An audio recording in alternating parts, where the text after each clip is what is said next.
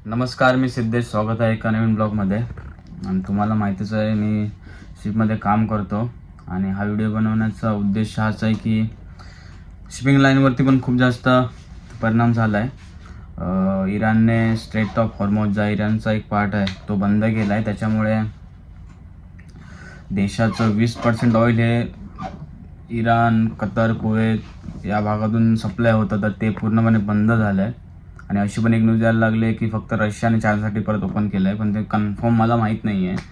आणि दुसरी गोष्ट अशी, याचा फटका इंडियाला पण खूप जास्त पडतो आहे, ते दिसतंच आहे. कारण की तेलाचा तुटवडा पण जाणवणार आहे, परत गॅस, ह्या गोष्टी पण झाल्या. त्याचबरोबर फॉरेन फ्लॅगच्या 2-3 व्हेसलवरती पण अटॅक झाला आहे, शिपवरती पण अटॅक झाला आहे. त्यामध्ये 1-2 इंडियन कॅप्टन आणि 3-4 क्रू, असं थोडे इंडियन क्रूला पण त्यामध्ये आपले जीव गमवावा लागला आहे. सो आणि खूप खूप असं एकदम डेंजर प्रकारे चालू आहे सगळं. कोण थांबायचं नाव घेत नाही आहे. सो मी तुम्हाला दाखवतो एक्झॅक्टली कसा आहे तो एरिया, स्ट्रेट ऑफ हॉर्मोज, काय किती फरक पडला आहे त्याच्यामुळे. आणि सध्या मी सध्या आहे सुदानमध्ये, आणि तो पण एरिया मला खूप कॉल मेसेज पण येतात की कुठे आहे. आणि मी जर सांगतो रेग्युलरली पोर्ट सुदानला आहे किंवा सुदानमध्ये आहे, तर ते समजत नाही, सांगून तसं समजत नाही कुठे आहे असं. सो मी ते तुम्हाला दाखवतो पण, आणि तुम्हाला मेन दाखवतो की ते देशांमध्ये कसं कुठे कुठला एरिया बंद केला आहे तो. ठीक आहे, चला तर बघूया. तर हा आहे पूर्ण मॅप, तुम्ही इथे बघू शकता, कर्सर तुम्हाला दिसत असेल. हा आहे आपला इंडिया, आणि हा आहे गल्फ एरिया. इथे तुम्ही बघू शकता, इथे दिसत असेल पर्शियन गल्फ. ठीक आहे, तर हा आहे मेन, जो मी तुम्हाला मगाशी बोललो, स्ट्रेट ऑफ हॉर्मोज. ठीक आहे, तर हा जो एरिया आहे, हा एरिया जर इथे नसेल तर तुम्ही बघू शकता, हा एरिया इथे असल्यामुळे या पूर्ण जो आतमधला एरिया आहे त्याला हा एकच दरवाजा आहे. ठीक आहे, आणि हा आहे इराणच्या अंडर. तुम्ही बघू शकता, इथे इराण आहे वरती, इथे UAE आहे, इथे कतर आहे, इथे कुवेत आहे, इराक आहे, आणि इथे खालच्या साईडला ओमान आहे. ठीक आहे, इथे खालच्या साईडला ओमान आहे. आणि मी सध्या आहे याच्या एकदम अपोजिटला इथे आहे. हा रेड मार्क तुम्हाला दिसत, मी रेड मार्क टाकला इथे.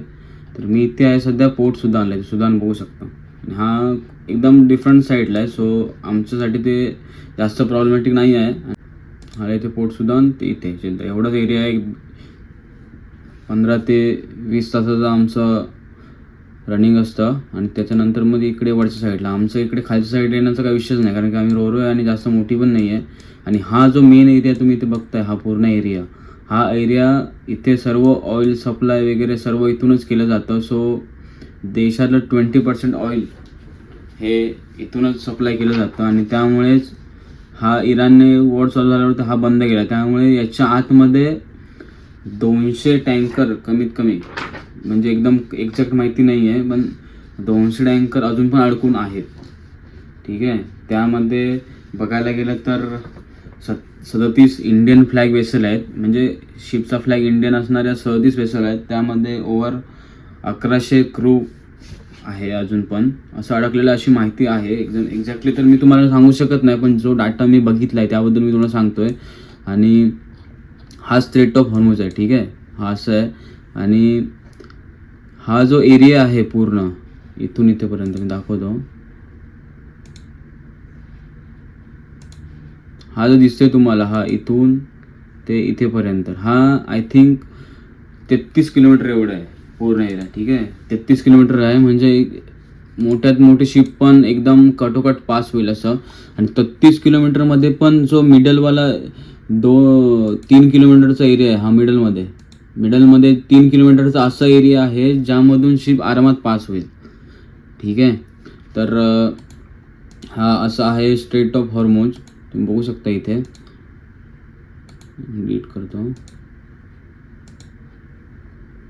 हा इथून एंट्री आहे पूर्ण, आणि इराणने हे पूर्ण बंद केल्यामुळे इकडून बाहेर जाणाऱ्या पण शिप बंद झाल्यात, आणि इकडून आतमध्ये येणाऱ्या पण शिप बंद झाल्या. त्यामुळे ऑइल फील्ड पूर्ण स्टॉप झाले. ना काय कार्गो ऑपरेशन चालू आहे किंवा ना आतमधल्या शिप बाहेर जाऊ शकत, किंवा बाहेरच्या शिप आतमध्ये जाऊ शकत, काहीच होऊ नाही शकत. आणि जे मी तुम्हाला पहिलं सांगितलं की ओमानच्या साईडला म्हणजे या साईडला हे इथे ओमान आहे, इथे या साईडला या इकडे 2-3 वेसलवरती अटॅक झाला. त्यामध्ये एक बिहारचे कॅप्टन होते, एक आशिष कुमार म्हणून, त्यांची डेथ झाली. त्यानंतर अजून एक दुसरे राजस्थानचे होते दिलीप सिंग म्हणून, त्यांची पण डेथ झाली. आणि 1-2 क्रू पण होते, त्यांना पण ते पण डेथ झाले. ठीक आहे. तर आणि इथून हा जो स्टेट इथून सर्व कुवैत, कतर आणि या सर्व एरियामधून इराणमधून या पूर्ण पर्शियन गल्फमधून पूर्ण दिवसाला 1.7 करोड बॅरल एवढं तेल जातं दिवसाला. म्हणजे तुम्ही विचार करू शकता किती बिझी एरिया आणि किती जास्त प्रमाणात ऑइल सप्लाय होतं ते. आणि सध्याची माहिती अशी आहे की फक्त इराणने रशियासाठी आणि चायनासाठी हा वे ओपन केला आहे असं माहिती आहे. पण ती एक्झॅक्ट आहे की नाही ते पण मला माहीत नाही अजून.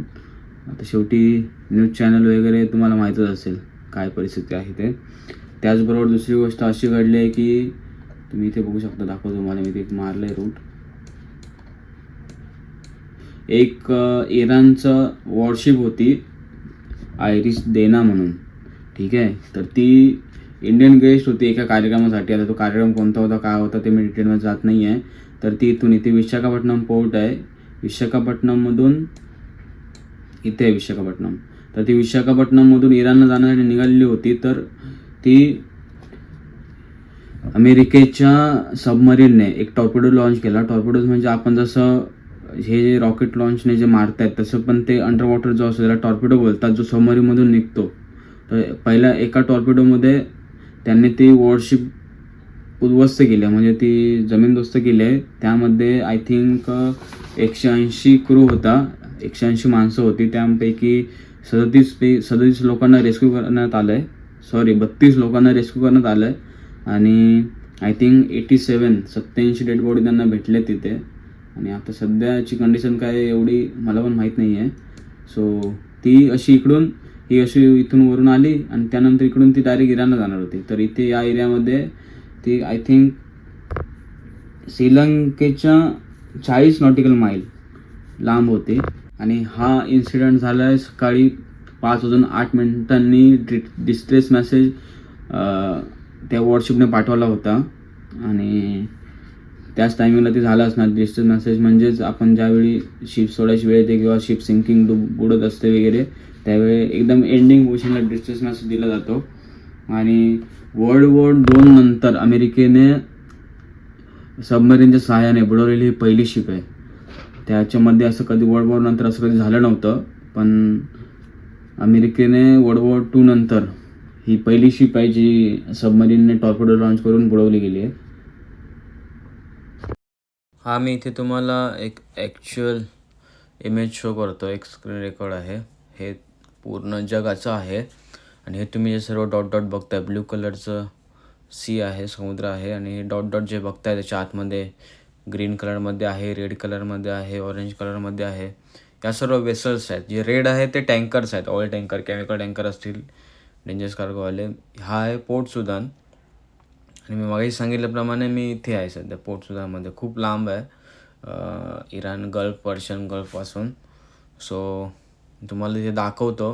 हे आपण विचार पण करू शकत नाही, जगामध्ये एवढ्या साऱ्या शिप्स आहेत. हे सर्व जे डॉट डॉट दिसत आहेत तुम्हाला येत आहेत ते सर्व शिप्स आहेत, भले छोटी असो मोठी असो कोणती पण असो. आणि हा इथे आहे, जसं मी पहिलं पण दाखवलं, हा आहे स्ट्रेट ऑफ हॉर्मुझ जो इराणचा पार्ट आहे.